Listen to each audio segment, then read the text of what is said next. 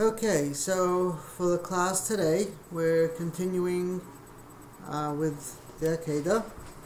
At the last class we concluded with the idea of when Isaac is asking his father, Yitzchak is asking his father, where is the sheep for elevation? The word Seh is actually an acronym for Shar HaShamayim, the gate of heaven. And so he's asking where the gate, the opening for the elevation is. And we finished that where do we find that the word Seh, lamb, actually refers to Shar HaShamayim. We find it by Jacob, by Yaakov.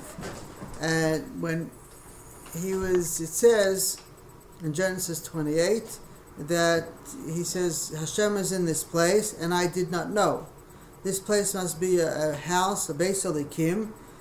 V'zeh Shar HaShamayim, this is the gate of heaven. So the word gate of heaven is two letters. The acronym, first letter is Shin and Hey is Shar HaShamayim, gate of heaven. So from there, from that verse of Jacob, where he says, this is the gate of heaven, I did not know, we see that he was never told about this place. And maybe that's also why Abraham was not told about where the place is, because you couldn't describe it. It could only be shown to you when you're in a certain space. It could only be shown to you either when you're feeling it, when you're there, or you're in a certain space. It's an eternal space. It's not something you can describe. You either feel it and know it, or you don't. You can't describe it. So if it's a physical place, you could describe a physical place to some degree, but it's not. It's actually a gate of heaven, a spiritual place. And you have to be ready to experience it. So the idea of the gate of heaven, it's a place where you can be transported from one space to another. There's a place of elevation and a place where transformation can take place. Actually, it's also says also an acronym for Zehu Ze'er. This is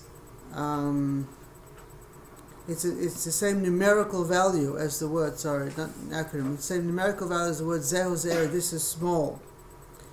The word Seh also contains the letter Shin Daled Yud in it, because the letter Hey has a Daled and then a Yud. So it's Shin Daled Yud, Shakai. One of the meanings of this word is that the source of life gives each creation sufficient life force for each situation. So you wonder the different names that we use for the powers in creation. So Shaddai is Shakai, as we say it. Shin Daled Yud Shakai means Dai is sufficient enough. It gives enough life for each place. You said Zeh is numerically equivalent to Shakai? Yeah. Is the same no. It's Seh, Shin Hey is the same numerical value as Zehu Ze'er. This is small. It's a small thing because you have to go through a gate. The larger picture is where there's no gate, everything is the crater. This is a small gate, so you have to go to a specific place. But anyway, it's more Kabbalistic, this idea, so we won't go into it. Looking for the connection between the word Seh and Shakai, which is the Shin and the Dalet and the Yud. Because the Hey is like Dalet and Yud. Okay. It's comprised of the Dalet and the Yud. If you look at the formation of the Yud. Right.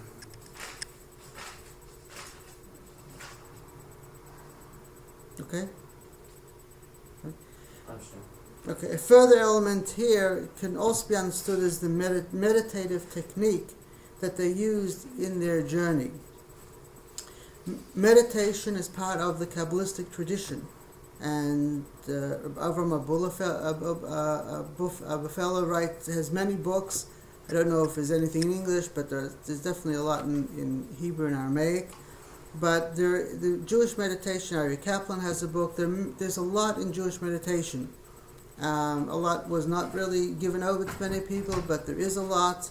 And Abraham, it says he gave gifts to the other children. He sent them off. These were gifts he sent to the east, with all these different techniques that he had in meditation and serving the Creator. So the question here that Isaac had was, what method are we going to use for this elevation? And this is presented in the acronyms of the words we're going to be using. Some things we've spoken about and some we will speak about, and you'll see how this is alluded to in the words, different techniques. Now, by Jacob, when he came to the place, he said, this is the gate of heaven. It says he took from the stones of the place and he made himself a pillow. Now, I always had an issue, how do you take stones and make a pillow? I've never made a pillow of stones. I take something stuff. I figured that back then that's what everyone did. They were rockheads. Rocks as pillows. Okay. Object to raise your head. Maybe he played music. Camping, you Rock put music. something in. Okay.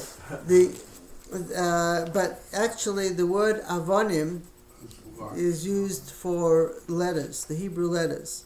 The letters are called stones, avonim, building blocks actually. Avonim are building blocks. And if you look, the Sefer of Yetzirah, the book which is attributed to Abraham, has all the Hebrew letters, and it talks about them as building blocks of the world and of creation.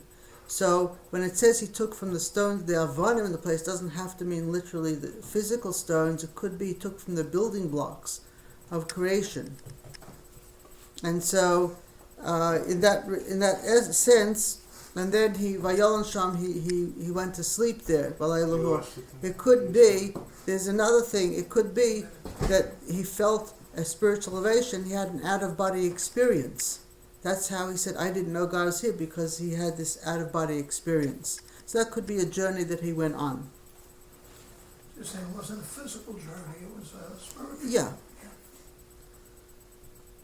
And in the morning he was back in his body. Thank God.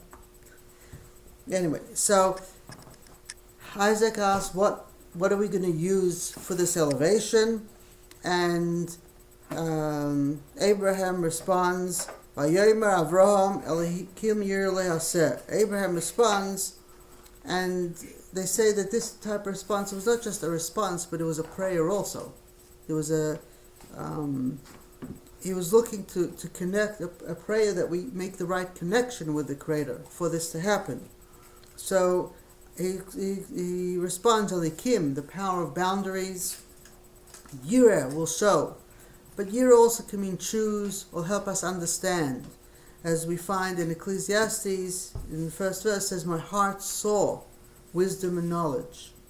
So when it says seeing, it doesn't necessarily mean seeing with the eyes. It could be perception, mental perception. It could be the heart. It's a seeing and understanding. Will let us understand or know, light to him. Now, it could be that Abraham is saying God will show to him, to Isaac, or it could be he's talking to himself. God will show him, referring to himself. Aseh, the gate of heaven.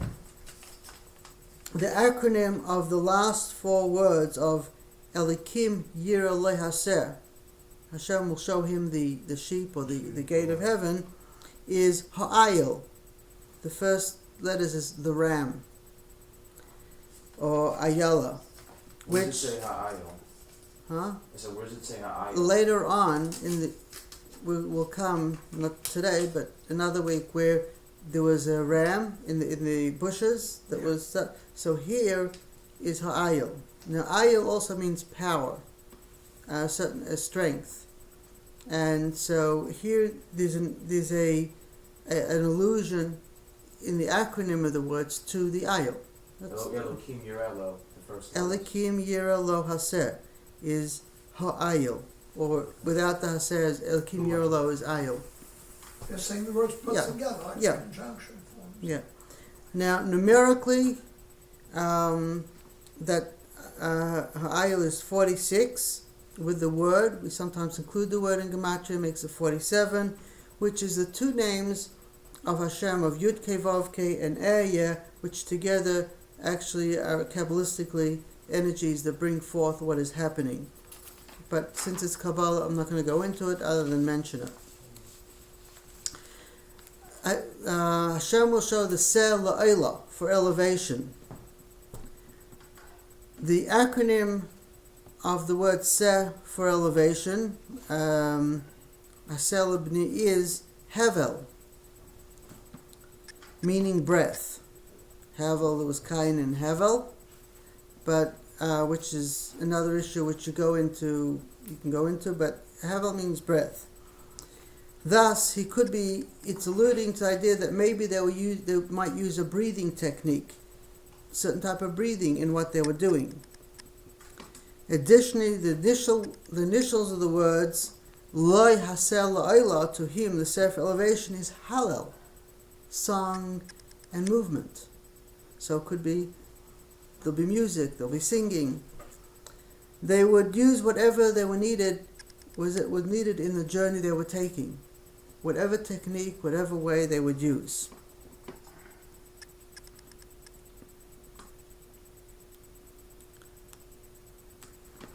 B'ni, my son, or for my son. So it could be he's telling his son, he's talking. There are different ways of actually in Hebrew where you put commas. The words here are a little bit extra because it should just say, and Abraham said, God will show us the gate. So for elevation, my son, it seems extra, but when you put the letters together, then it includes other different techniques with the acronyms. There's another way this conversation could have gone, or explained based on the flow of the Hebrew words, is Isaac says to his father, where is the proof that the elevation is for me? See, Abraham, as we discussed previously, was thinking the whole elevation is for his son. This is what he took time to figure out what's he doing here. Who's it for? What's it for? And Isaac thought it's for his father. His father's going on another journey. And so Isaac said to his father, what's the proof the elevation is for me? And his father responded, the fact that you will be shown the opening for the elevation means it's for you. We haven't seen it yet. When we get there, you'll be shown. That means it's for you. If you don't experience it, it's not for you. But if you find it, you experience it, then it's for you. Many times people say, well, how do I know that this experience is right? No one else does. It's your experience. It's what you feel. So it's for you, not for anyone else. What is the purpose of Abraham saying Beni? Isn't it obvious that it shouldn't be obvious to Yitzhak that Abraham is talking to him? It depends. That is correct. The word is totally superfluous. Okay, and in fact, a lot of words are superfluous, and that's why, if you translate it simply, it doesn't make sense. There are too many extra words, and that's why you have to look for other meanings, which is what we're doing. Okay? I'm not saying I know the reason. I'm just saying we're looking at different ways we can understand it. So if you ask me why it's there, I don't know. But if you want to understand how the words flow and how they're letters, I can help you a little bit. Okay? Okay. So his father responded, you'll be shown the opening. And Isaac accepted that as making sense, and so they continued together. In other words, they fully trusted at the right time they would be shown what they needed to know. They weren't worried. He had a question, he asked the question, got an answer, and they continued. And this is generally a lesson in life also. We have a lot of questions in life. People have a lot of questions. Those questions don't help you live in the present, don't help you go on the journey. When you get there, you'll know. When things happen, no. Yes, there are things you can prepare and things you have to be aware of. Abraham thought about the journey, prepared whatever he thought he needed. But he went on the journey, still not knowing what would be. Vayelchu shnehem yachdav, and the two of them moved. Vayelchu, they went, they continued, also means moved. Halicha is movement. together. Yachtov as one. This is the second time the word "and they went together as one" is mentioned. The first time was earlier, after we learned that Abraham's focus was on Isaac, and that's what he told Isaac, it's you. It says they went together. This time it's Isaac's focus and perspective on Abraham. Isaac believes it's for Abraham. So it again says they went together. So Abraham went together with Yitzchak with his perspective. Isaac went together with Abraham with his perspective. They went together. Whatever will be, will be. Vayavoyo, and they came, which, if you go into a physical place, they came to there. If it's an internal place, then it's their internal journey, whatever in their meditation and whatever they were doing. El HaMokim, to the place. And as we've discussed before, Mokim not only refers to a physical place, it refers to the Creator that fills all place.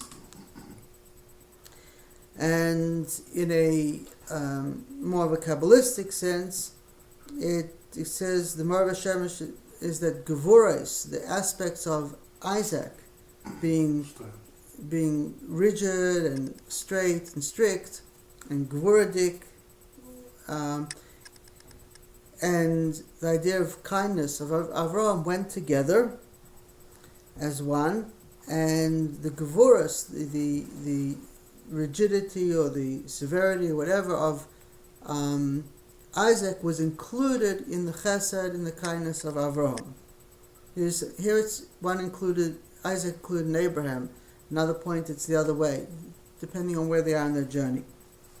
Asher Arbalai, which he said to him, was said to him or to his soul, Holy Kim, the power of boundaries, God, because the power of boundaries that existed is involved in this movement.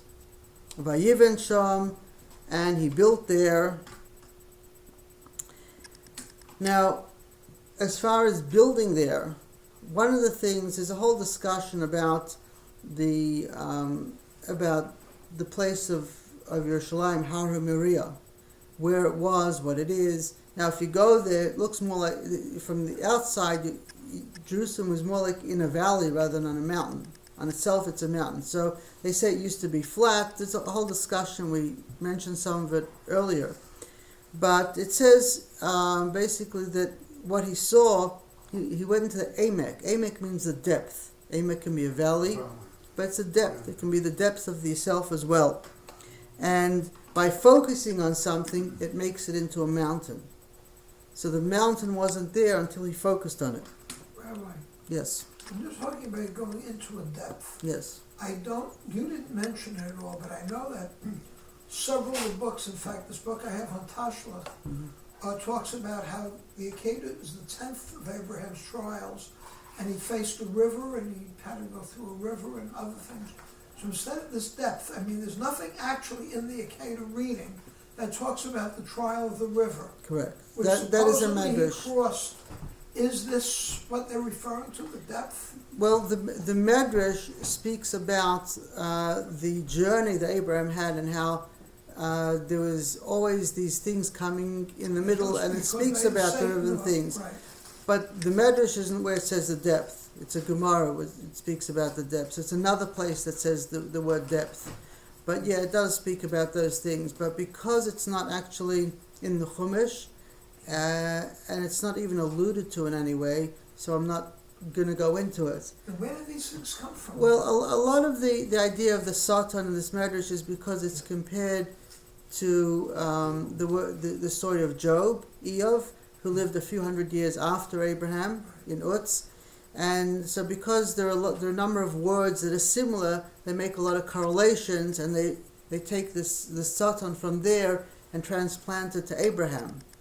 Now, as a story and transplant, that's fine. You can make up stories and do it, and that's okay. But I can't do that because, I can go into it and explain it, but I can't do it because to me it's like it's another story being supplanted here and saying this is what happened, and I have no place in Chumash that tells me this is what happened. That's what I was just wondering. Yeah. This is one of the problems of Medrash, that Medrash is there to teach us certain lessons. It's not there to tell factual stories. And a lot of people quote Medrash as factual. They take it in the simple meaning, often Chumash the same thing, and they're missing the whole point. The point is the lesson from it, not the story. So the stories are just put together for different lessons and different ideas. And these are also, these stories with Abraham, I think, are put together to teach us lessons for whatever they want to teach, but I don't think they actually happened. At least I don't have, in the Chumash itself, I don't even see it alluded to. Yeah. You know, I looked for the hints and for the words, it's just not there. It may be there, I haven't seen it yet, okay? But they are interesting and fascinating, but they're stories. Yeah, maybe doing that tomorrow. You know. If I can. Yeah. That's fine. Okay. Vayivan Sham, and he built there, in that space, whether it's physical or internal soul space. It could refer to both. Physical is more understandable because that's what we deal with more. The spiritual building is less understood because while there are people who do meditation and go on journeys, it's not common for most people to do that. They may take something to go high, but they don't go on this type of journey. Abraham wasn't common either. No, he was not common. So, if this is all spirit, then the internal building is what we're dealing with here. In dealing with an eternal journey and composition, we have many factors to deal with, and they're all alluded to in the story. We've previously spoken about sound, vibration, or frequency, from the word nisa, earlier in the telepathic communication, or just knowing of the heart, with no blockage, aromatherapy or vibration from Moriah, Mount Moriah, elevated sight. He raised his vision and hand for touch. We mentioned out-of-body travel, element of fire, water, and spirit. We've also already mentioned, and we're also going to talk about the element of earth connected with Isaac, that he was bound to for the rest of his life. He wasn't allowed to leave the land. After this journey, he wasn't allowed to leave the land. He needed the land for his balance. If he'd leave the land, he couldn't exist here. So that was a balance there. Which land? His home, The land of Israel. Yeah, the whole land of Israel. Additionally, Abraham was proficient in astronomy and astrology, which actually was the same thing in ancient times. It wasn't divided until more recent. If you knew astrology or astronomy, it's the same thing. At some point in history, we created a division. That's how he was able to navigate to find where he was going, to follow the stars. Absolutely, yeah. And he knew the vibration, meditation techniques of Hebrew letters, including breathing and sound, as we know from Sefer Yetzirah, the book that is attributed to him. So there's a lot that is very possible that he looked, in a spiritual journey, he would have looked at all the different techniques that are possible and that could help, and he just prepared himself for whatever would be. So he was ready for it. So Vayivan Sham, Abraham built there Es HaMizbeach. It doesn't need the word Es either. It should say Vayivan Mizbeach, he built Mizbeach, but Es means something more internal. So it's more than just physical. The Mizbeach, the altar. Yes. Now,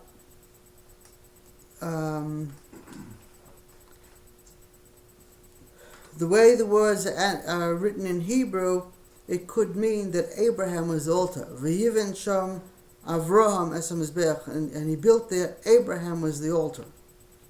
That's the way in Hebrew it could be read also. But let's see what the word altar means, because he didn't have an altercation with Isaac. They were going together. Zov, Mizbeach has the words, the central word is Zov. Zov means flow. Memches is 48. The letter Ches is numerically 8. 8 represents the idea of beyond nature. 7 days of the week is nature, and then 8 represents beyond nature. Mizbeach is Makim Zevach, the place of the Zevach, the place of flow. The reason an altar is called a Mizbeach is because blood flows on it. And for Abraham, though, it wasn't a flow of blood. It was a flow of energy, a flow of life, a place of prayer and bonding, an open flow with the Creator.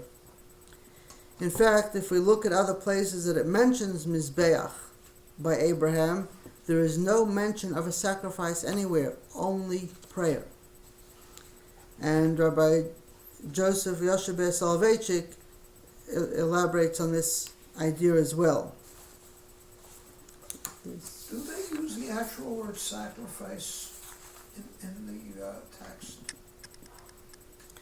Because first I thought they didn't. Once I was speaking to them, when I read it through in English, in the translation in our scroll, they do use the word sacrifice. The Hebrew doesn't say the word sacrifice. Not at all. No.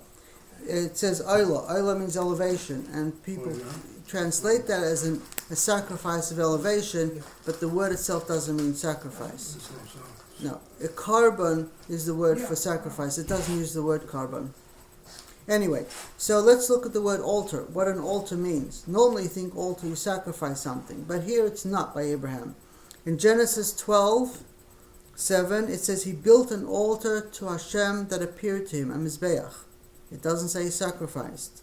In Genesis 12:8, it says he built an altar. The next verse is he built an altar to Hashem and called in the name of God, of Yud-Kei Vav-Kei. It doesn't say he sacrificed, it called in the name, he prayed. In Genesis 13:4, it says, to the place of the altar which he'd erected there first, there Avraham called in the name of God, of Yud-Kei Vav-Kei. Again, it was a place of prayer. In Genesis 26:25, he built there an altar and called in the name of Hashem. Genesis 33:20, now we're going to Jacob. Jacob set up there an altar and called to him. In Genesis 35:1, he says, make an altar to the power, to the God that appeared to you. In Genesis 35:7, there he built an altar. He called the place El, Bethel, for there was revealed to him the force of the Creator. And similarly in the temple in Jerusalem, the altar of the inner sanctuary was not used for sacrifice. They did burn incense on it, but the purpose of incense was to open, the person should smell and become open from the smell that comes from it in their connection with the Creator. So we see that the word altar, in all the cases that are mentioned in Chumash, by Avraham, by Abraham and Jacob, is only about prayer and connection, bonding. It has nothing to do, there's no sacrifice anywhere. So is this more like a bima, like a raised table? It would be like it could be a raised table, yeah. It could be like in a synagogue, you have something you pray on, or you read the Torah on, yeah. Huh? It could be stones, yeah. So they built stones that were not touched by. Well, I don't know. But what they need is they built an altar, so there's a physical presentation of what they want to do. And a lot of things they did were spiritual concepts, which they just needed a physical presentation to do while they were doing it. Like tefillin, which we put on, we have straps with things put on the hand, the head. It says they used pieces of wood. While they prayed, they put the pieces of wood on to represent the spiritual idea, and when they finished, they threw them away. So they use physical things in that to represent spiritual things, but it never kept the holiness or energy in it. That only happened after the giving of the Torah. So when it says that they kept the whole Torah, it's not that they kept the written words of the Torah, it's they kept the spiritual idea and connection with the Creator and did physical things to represent it. And that way they kept the whole Torah, but they didn't actually have the book or read the book, or no, they didn't know the book. There's no proof of that. They put on to film like we put on that was made of wood? Yeah. That's what it says. I don't know if they did, but that's what it says. That's what they did, to present a spiritual idea. Now, this point here and this point here are ways of balancing your emotions and your mind. They may have been known how to use techniques for balancing. I don't know. But it says they did it with the spiritual idea in mind. I don't know what they had in mind. I don't know, but I have no problem if they were using physical things to represent spiritual things. That's okay. Isn't that idol worship, using the physical things? Right? No, they didn't, because afterwards they threw it down. You have to bring something spiritual. You have to bring it down to a physical. Otherwise, it just remains up there. And if you don't, you have to have some expression in the physical, or you're just not here. If you're all in your mind, you're not here. Anyway, so the altar, at any rate, was not a place of sacrifice. It was a place of flow. Flowing, opening the bonding and flowing with the Creator. So when it says he built the altar, he built a space where they could be open and flowing with the Creator. Vayarach es eitzim, and he set up the wood. Now Vayarach, besides setting up, also means he evaluated. Aroch means to arrange, means to compare, means worth. What's the worth of something? Assess something, prepare, a pile, or organize thoughts. So he evaluated, he prepared, he did all these things. S, again the word S is here, which doesn't have a translation. The Vilna Gaon in Kol Yoh writes that in Parshas Balak, that when one person is doing an action and the other is receiving, the word S is used. So a number of times sometimes it refers to the essence of something, and sometimes it refers to the two people and what they're doing, giving and receiving. So it could very well be that here as well. So he evaluated the pathways of giving and receiving, of back and forth. That eitzim is wood, but we've translated pathways, which we've explained. Vayaked, he bound, or he gathered. Now, the word and he bound, we find in Kings 2, chapter 10, verse 14 and verse 15, that it says, Beis Akod, the same word, means a house of meeting, of gathering, where people gathered. Gathering or collecting one's thoughts or emotions or desires can be called akod. So when it says he gathered, it could be just talking about his thoughts, his feelings, all the different possibilities. He gathered himself together. The word, we also find akudim, nukudim, vrudim by Jacob, by the sticks. They had speckled, dotted, white, whatever. So it has akudim, nukudim, vrudim. Now nukudim means they're not bound, while akudim are bound. So it's talking about actually not the sticks, but how the feet were bound. So, but anyway, so there you have akudim, which means not bound. So Abraham gathered himself and Isaac, and in a sefer called Toldos Yitzchak, where Yitzchak, Abelish of Kraka, Katz of Kraka, he writes that when Avraham did this, he bound himself and Isaac at the same time. It wasn't, as people read, that he bound Isaac. He bound himself and Isaac together.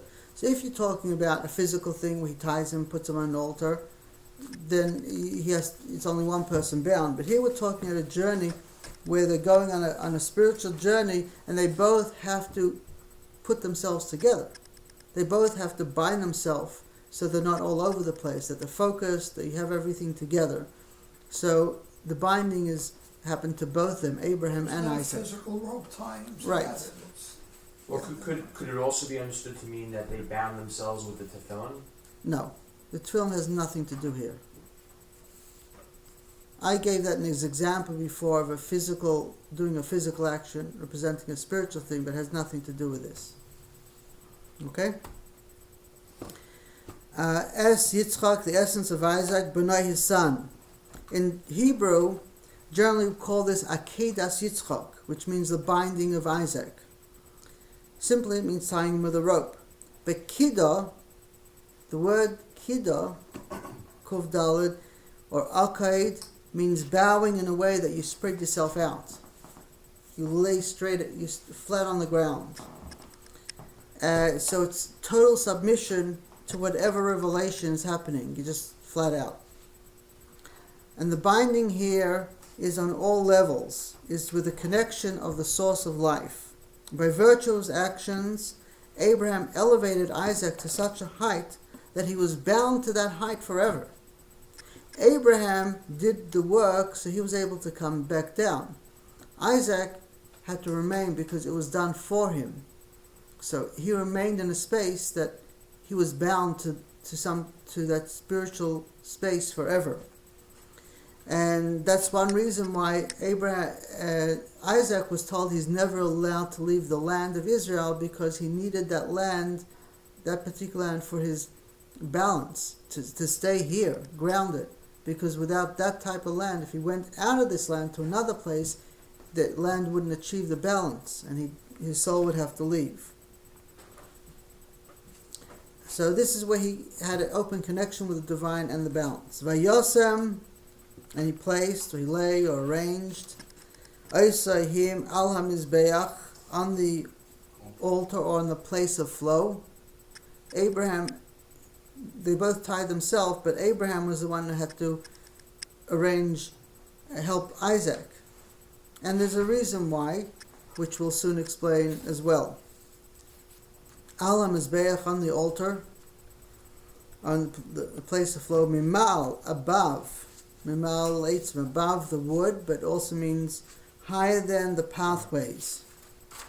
So there were pathways that they came to this place, but then he had to take him.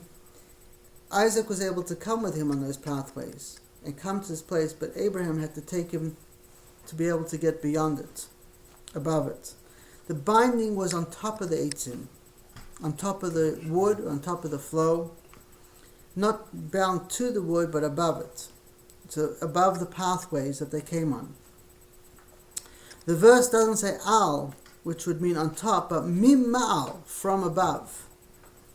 Above suggests something more than on top of. So above the eitzim also is explained to refer to the eitzim, the trees, or the pathways that were in the story of Adam and Eve. And the Kutta Torah says above the Eitz Hadas and Eitz HaChaim, the tree of knowledge and the tree of life. It's to be with the ayin, to be with that which is beyond description, that is beyond it, as it says in Numbers 13, verse 20. If there's an eitz with or ayin, hayesh ba eitz im ayin. So talk about the pathways and the ayin which is beyond it. Eitz refers to the pathways of life, and above refers to the source of the pathways, the source of life. Reb Shalom of Belz explains that the word eitz also comes from the word eitzah, advice, counsel, plan. They were in a place where advice was not needed, where secondary thoughts did not exist. There Yitzchak did not have an issue with following his father.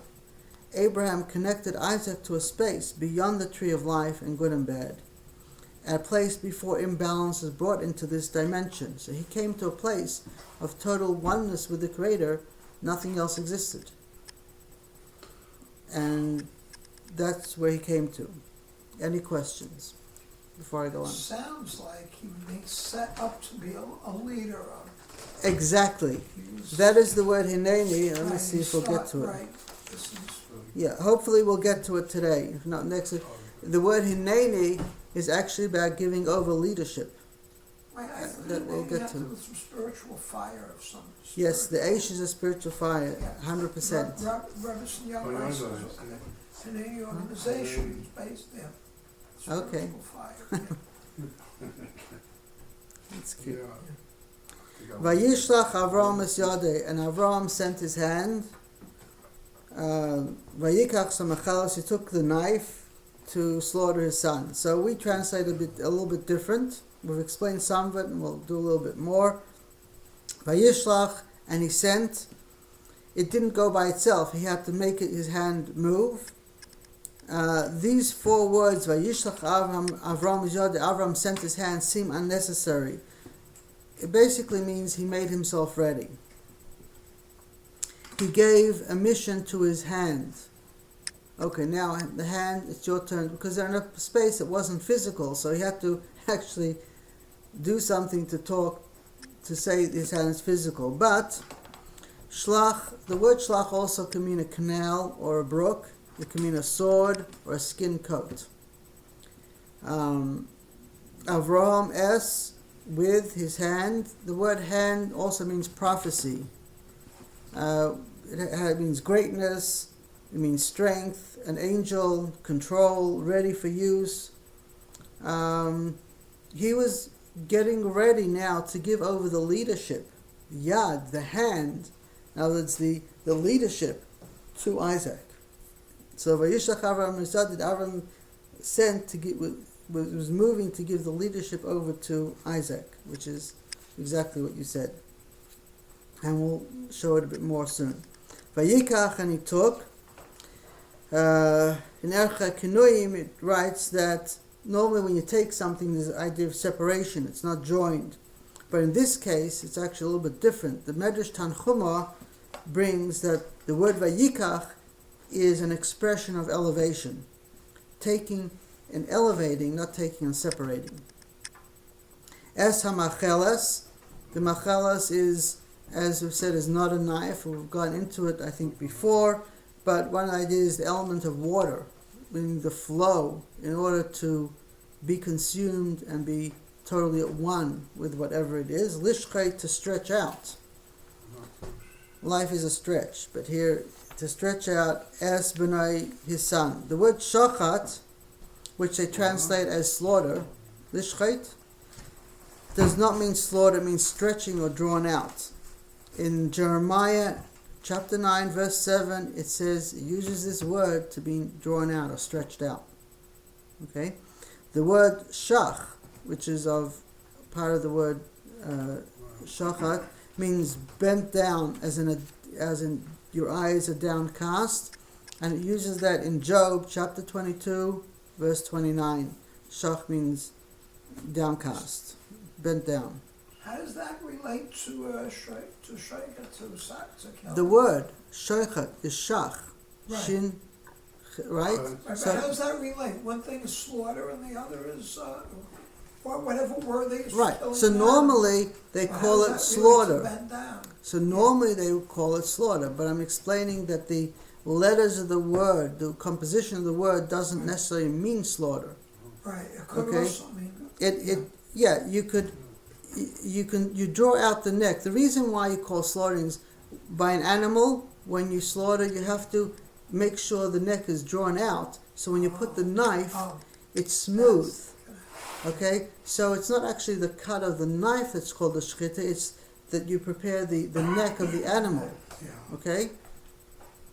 So, chotav means to carve out. In Aramaic, chat, which is the shachat. The chat can mean incision or indent. The Gemara in Bracha says, in Bechayra says, Ein v'shachat ela umashach. That v'shachat means drawn out. The reason, and that's why we call a kosher animal an animal that's had the neck drawn out, so it can be slaughtered properly. It can be have a clean movement with a knife. You see, in Hebrew, a lot of translations of words, but they're not telling you what the letters of word actually means. It's just telling you a description of what happens, something that happens related to it. And so a lot of words have a lot of translations, but they're not exactly. You combine them all, and then you can get to the word. What kind of flow does Hamachelas refer to? We've discussed that more at length in a previous class. Machelas, ochel is eating, being consumed. Machelas is something that allows something to be consumed. Okay, so they translate it as a knife, because a knife, you cut something that enables you to eat it. But the machelis doesn't mean a knife. It means anything that allows something to be consumed, which in Kabbalistically, this is the element of water it's discussing. Because with water, you're able to digest things. You don't have water, you're not going to be able to, it's not going to flow through your body. You need water, right? To have a healthy body. So they translate it knife, but it doesn't actually mean knife. Sakin is a knife. It means something that flows, that allows things to flow and be consumed.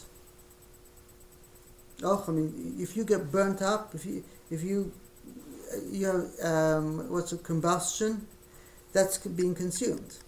Okay. Anyway, Vayikra Elov Malach Hashem and Hashemayim, and an angel from heaven called to him, Avram, Avram. Okay, we'll see how much we do.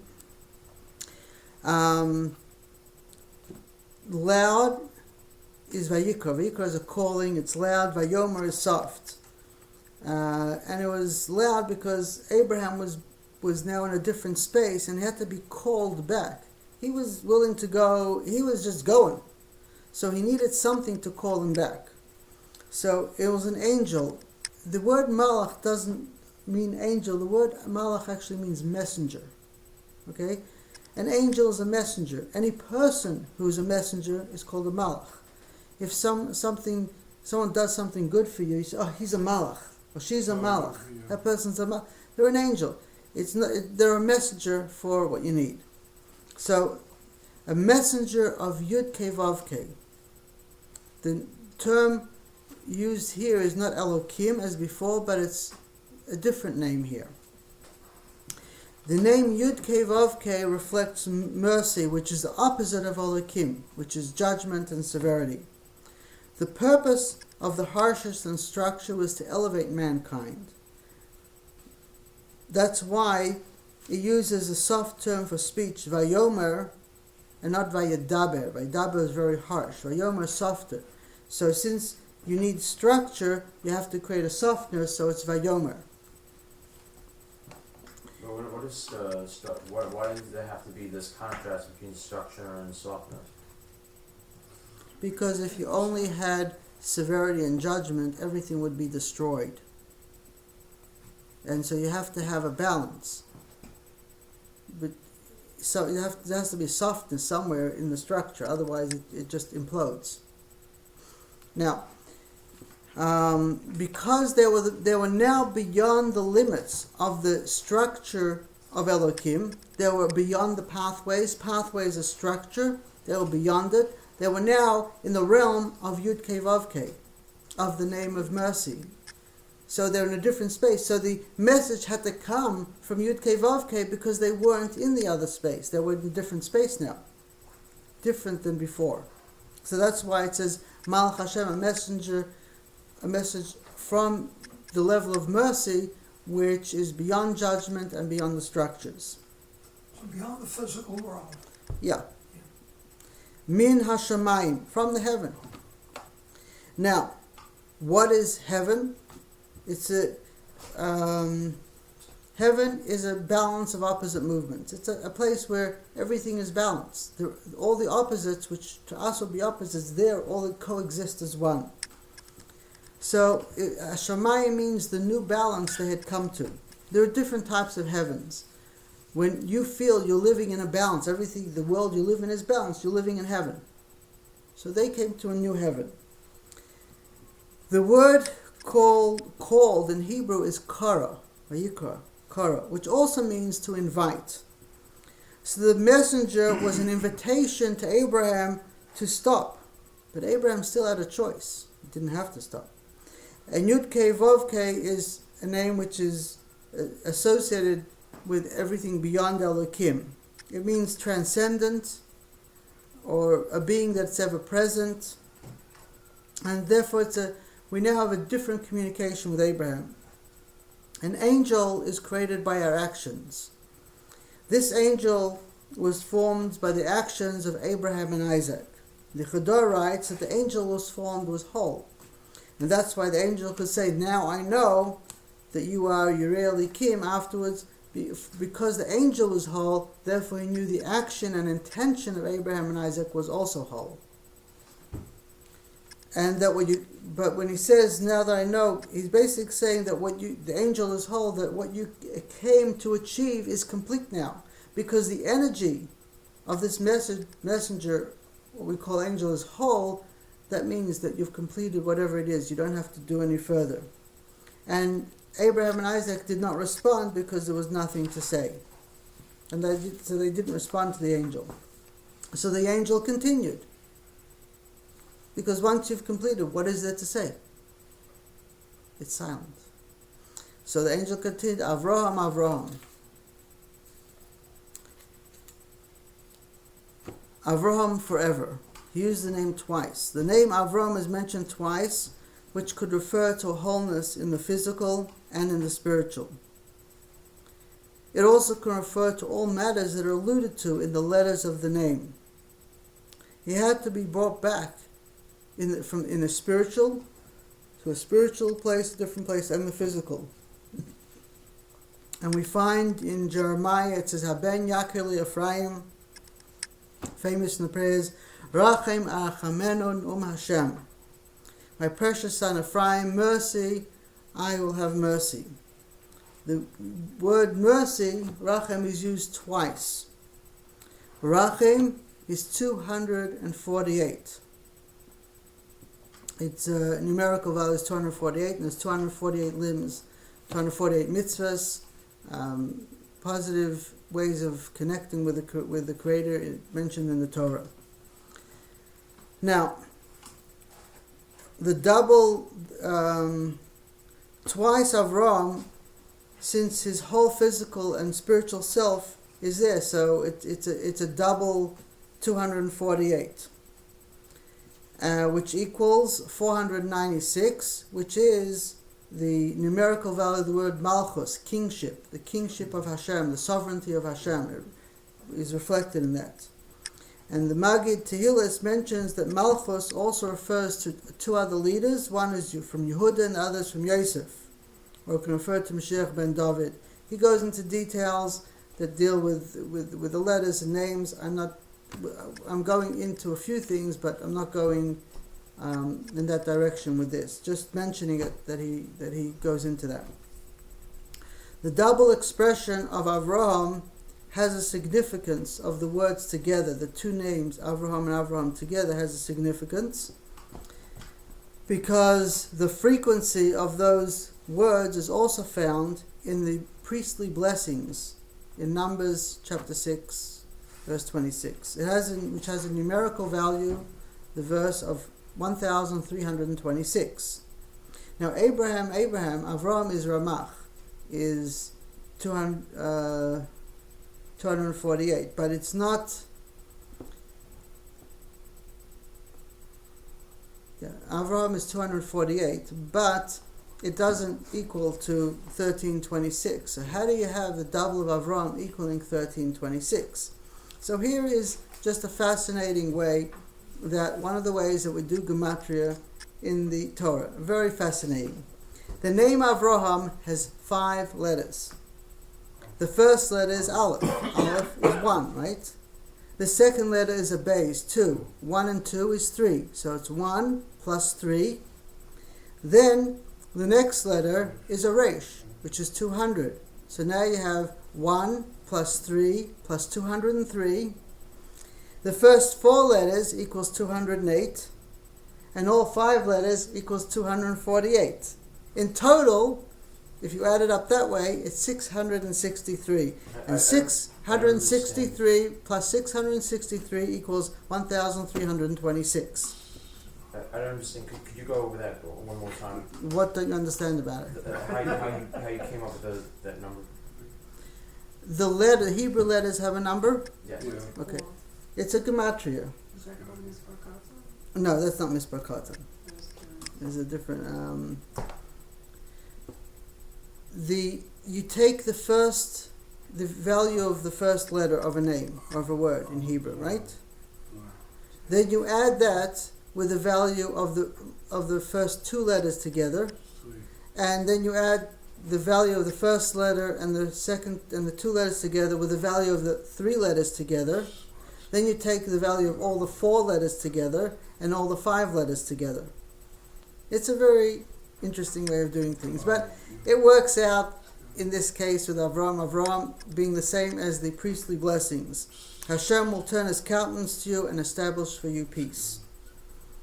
So that's when it says, so many times you read in the book, it says it's the gematria, numerical value, and you look at it, it doesn't make sense. It's because there's so many different ways of doing numerical values in Hebrew. If you don't know them all, it's not going to make sense. See, it's not simple 1 plus 1, because 1 plus 1 does not have to equal 2, as you know. It depends what the 1 and 1 is. Okay. Vayomer, we'll do one more thing. Vayomer, and he responded, Hineni. Here I am. The mission is complete. The word seems superfluous. The angel didn't really need the response of Abraham. But there was a transition that happened here in this whole thing. And very interesting. Well, maybe next week we'll speak more about the transition, but from this point we don't read any new revelations in Chumash, in the Torah, to Abraham. This is the last revelation he has. After that there's no new revelations. And in this story, the word Hineni is used 3 times. It's used when Abraham is given his mission, he says Hineni. After Isaac's question, he says Hineni, and in response to the angel, Hineni. Now, the next point in the Torah where the word Hineni is used is in transferring leadership with Isaac and Jacob in Genesis 27:18. Jacob calls his father and Isaac responds, Hineni. That's where Isaac was giving over the blessings, the leadership to Jacob. That's what the Hineni reflects. From that point on, Isaac does not receive any additional prophecies. Isaac no longer acted as the teacher and guide to Jacob. And according to tradition, it's interesting that Jacob was 15 years old when Abraham passed away, which means Abraham, Isaac, and Jacob lived at the same time for 15 years. Now, Jacob gave over leadership to Joseph. It also says the word Hineni. The entire time that Joseph disappeared from Jacob, we find that Jacob had no prophecies. He was depressed. There was nothing. Nothing happened in those years. He was just depressed, no prophecies, nothing. The prophecy came to Joseph in his dreams. He's the one that had the prophecies. And when it was time for Jacob to go to Egypt, when he came down to Egypt, he once again assumed responsibility. And there in Genesis 46:2, Jacob receives a message and responds, Hineni. So as a fascinating point, Joseph had several children. But the 2 children that were born to him before Jacob resumed leadership are the ones that are counted as part of the 12 tribes. The children that are born after are not counted because Jacob took the leadership back. And at each point, it uses the word Hineni.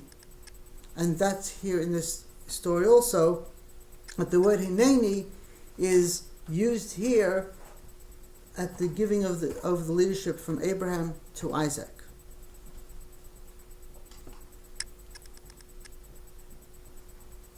Any questions? Okay. We will stop here for tonight. Thank you very much for coming.